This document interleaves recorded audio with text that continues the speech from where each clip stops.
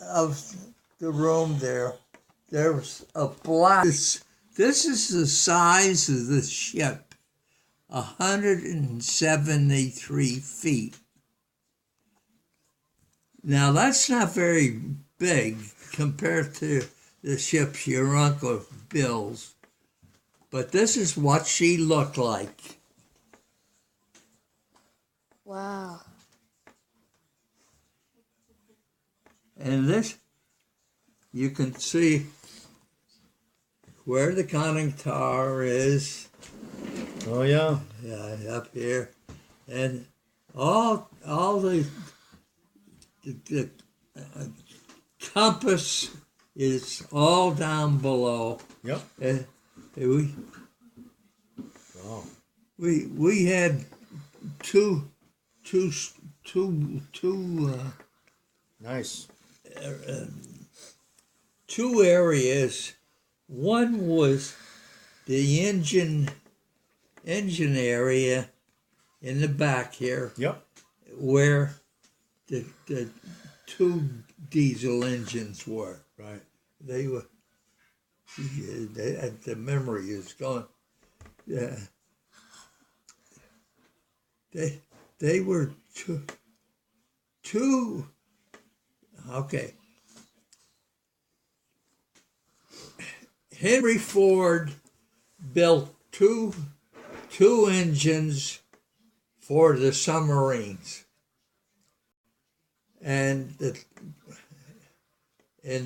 two engines that were put in the submarine were put in a PC. And geez, you got me with the. Well, it was a long time ago. You know, it's hard to remember. I'm gonna have to dig some out the next time I see Yeah, okay. I can present them to garnish all the information for each submarine, where it was built, how it was built, what type of engines it had, and all that. And so listen, Ed, Brady. There we go. what happened?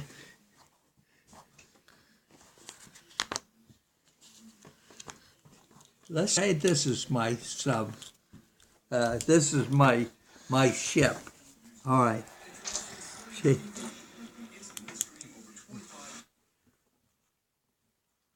She came down around like that and went around and back flat and then came back up.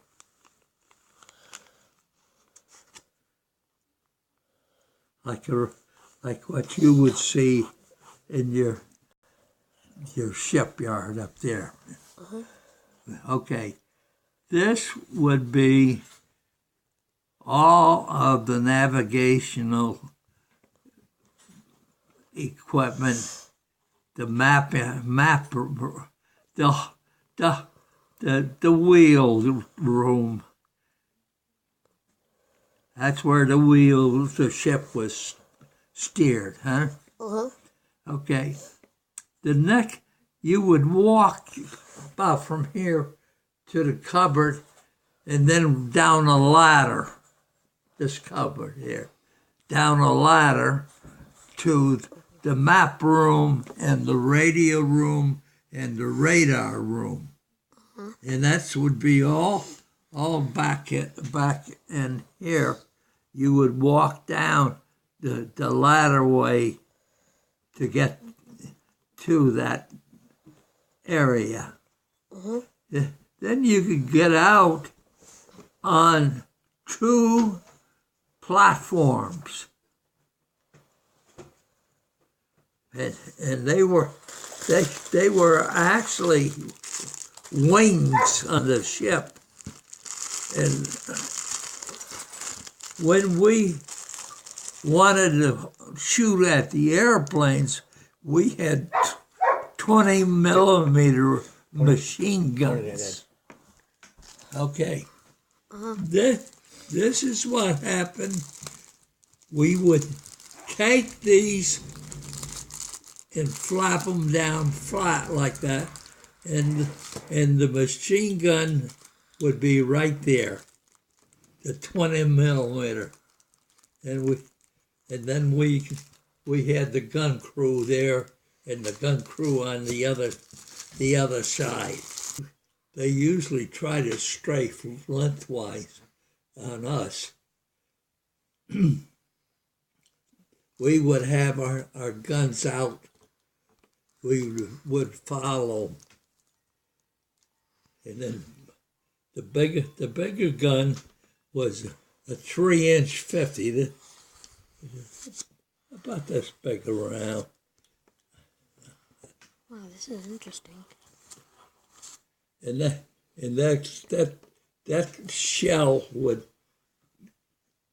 go out and was designed at a certain elevation by cranking the elevation into the mechanism, and she would explode wherever the plane was. And very effective, but it was effective. It depends. The circumstances were when we were, where we were, what we were doing. Did the other ships have access to firing too? Right. Like there in Okinawa, there must have been 600 ships at Okinawa. Yeah. It's the largest thing in the world as far as ships and making an invasion. You figure every one of these ships had either machine guns, 20 millimeters, or destroyers had 5-inch 50s. And all this stuff is going up in the air, and this we experienced as a small ship.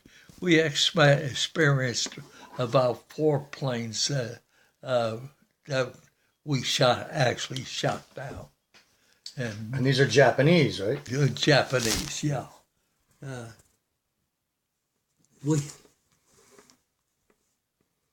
This is the ship back here.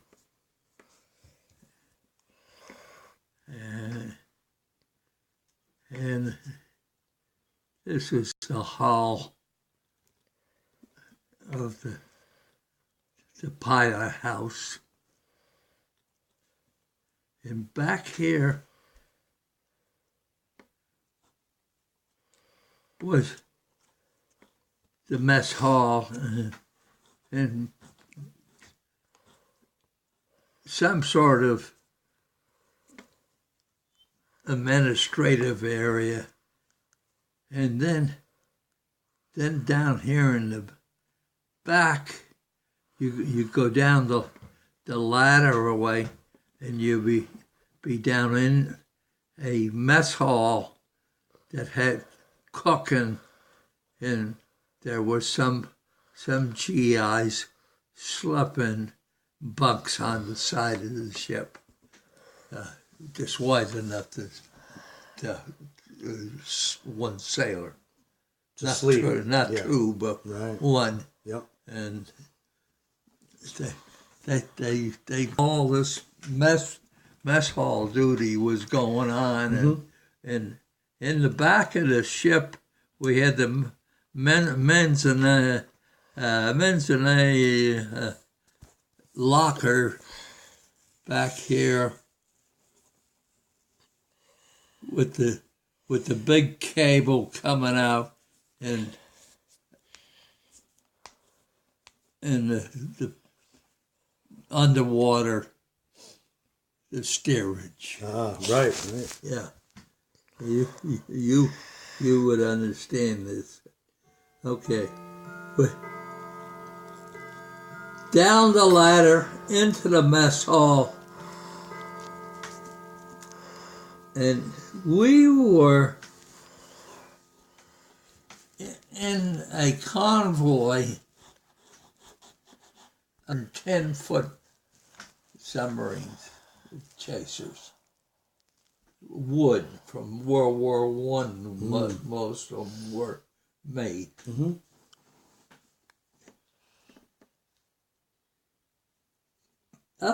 Up here, there was the gun, 3-inch 50, and then down in back of it, you go down the ladder, and you'd be in the sleeping area for the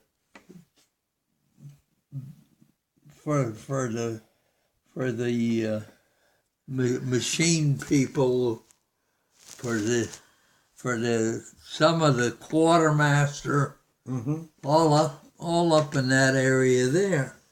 So when we got hit, Did you see it coming? No.